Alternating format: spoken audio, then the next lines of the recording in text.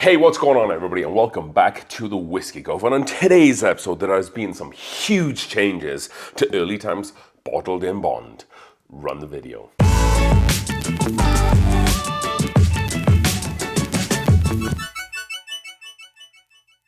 All right then, folks, thank you for joining us for what is another episode here on the Whiskey Cove. A very exciting episode for you folks at home too.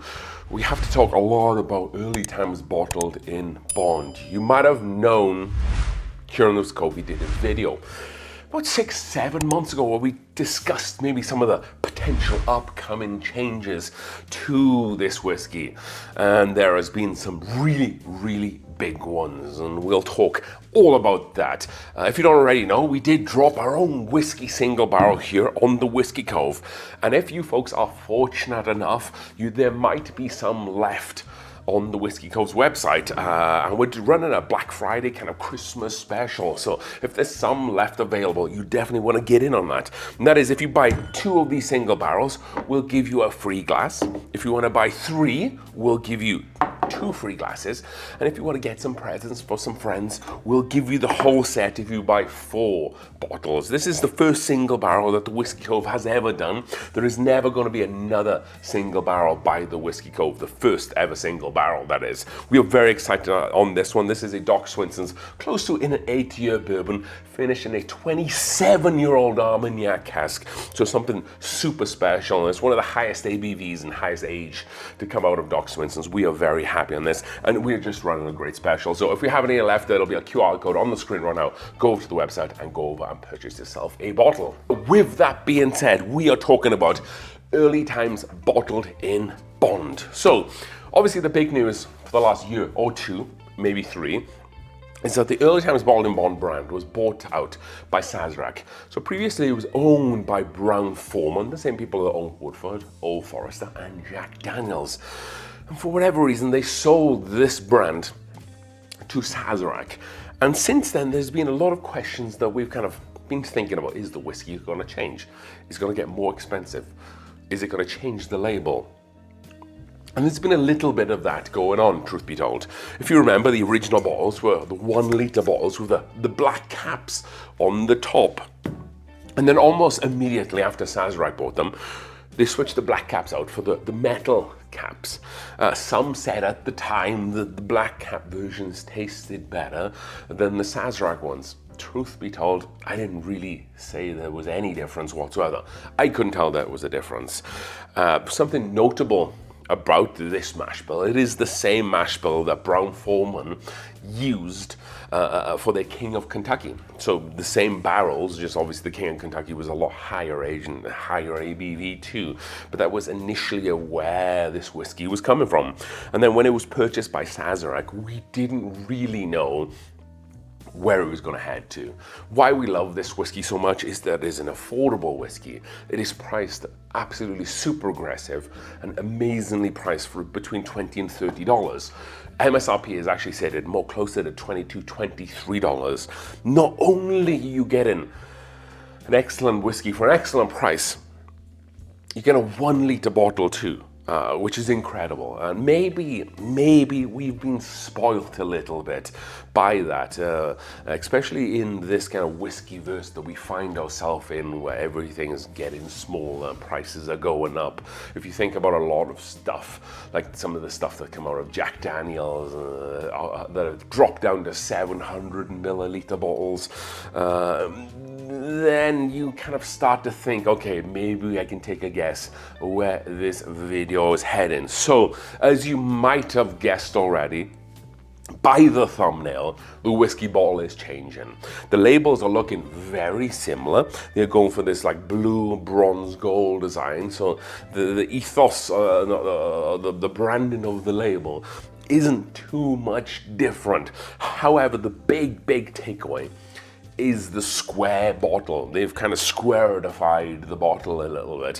When in the last video we did about early times, we reached out to Sazerac and we asked them, can you tell us what's going on with this bottle? Why are we seeing maybe a lot of these whiskeys going off the shelves? And they said that there's going to be some changes coming up, and maybe expect the whiskey to be distilled somewhere else. And that is something that we found on the back of this bottle. It says distilled in Bardstown. So I have in front of me one of the more original bottles of the black caps. And if we go to the back here, we see it is distilled and bottled by Early Times Distillery Company in Louisville, Kentucky. And if you see the one on the screen right now, it is distilled and bottled in Bardstown, Kentucky.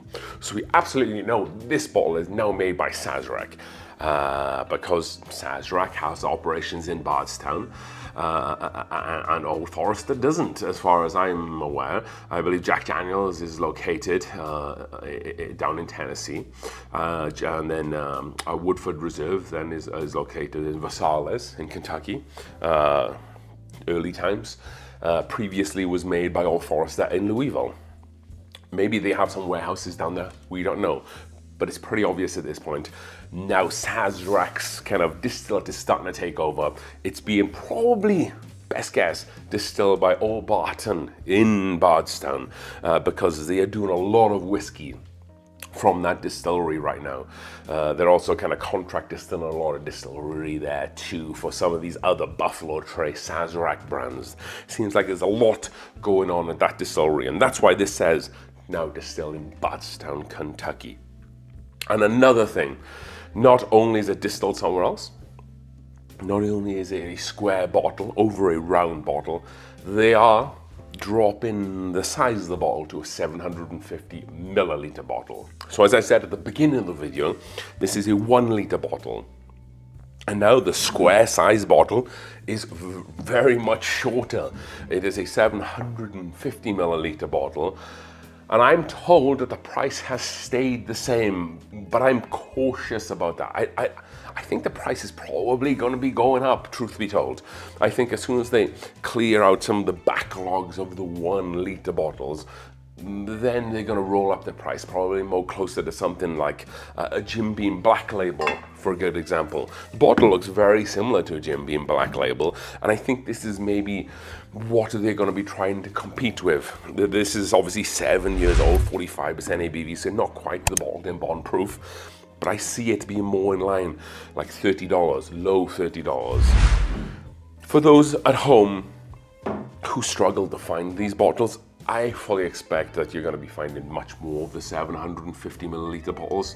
When we did the video a few months ago talking about some of the upcoming changes with this bottle, I told you that you should go out and maybe acquire some, because this good time isn't going to last forever. And I don't know how many people are talking about these changes on the Whiskey Tube, so I want to give you folks an absolute head start with this. If you're still able to find these for a reasonable price, I would say under $30, and you're a big whiskey fan, someone who throughout the next 5, 10, 15, 20 years will appreciate good, affordable whiskey that will never be the same, you should go out and hunt these style bottles. And again, I want to premise this by I haven't tasted this newer bottle, but I can almost guarantee it's going to be an inferior whiskey. It's probably going to be a little bit more youthful. It's probably going to taste totally different. So my advice for you folks at home, if you can go out there, still hunt for these. Doesn't matter if it's the black top or it doesn't matter if it's the blue kind of metal top. That's all the stuff that has come from Brown-Forman in Louisville. Because when they bought the brand, they couldn't just start putting Sazerac distillate into the bottle. They had to wait a few years for their own distillate to come online. So they probably just bought a few barrels or had some sort of contract with Brown-Forman to supply it until their stuff comes online. And that's why I felt like the black tops and the silver top or the metal tops tasted exactly the same. Maybe a little difference in terms of different runs, or maybe some subtle differences at the very most, but I always felt like it was the same. So what we know for sure is that it's distilled somewhere else now. The size is smaller. What we can anticipate is that the flavor is definitely going to be different. Is it going to be worse? Potentially. I think it will, personally. But one thing we can absolutely guarantee at this point is that Early Times Bottled in Bond will never be the same again. And that kind of brings a real tear to my heart.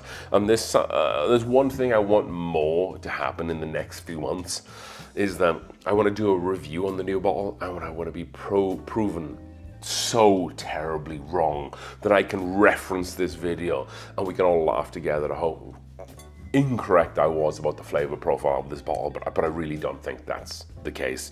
So that was all the information I had about this early times bottle de bond. Again, folks, if you want to get in on the Whiskey Cove's single barrel, another great whiskey, you should absolutely do now if we have some whiskey bottles available.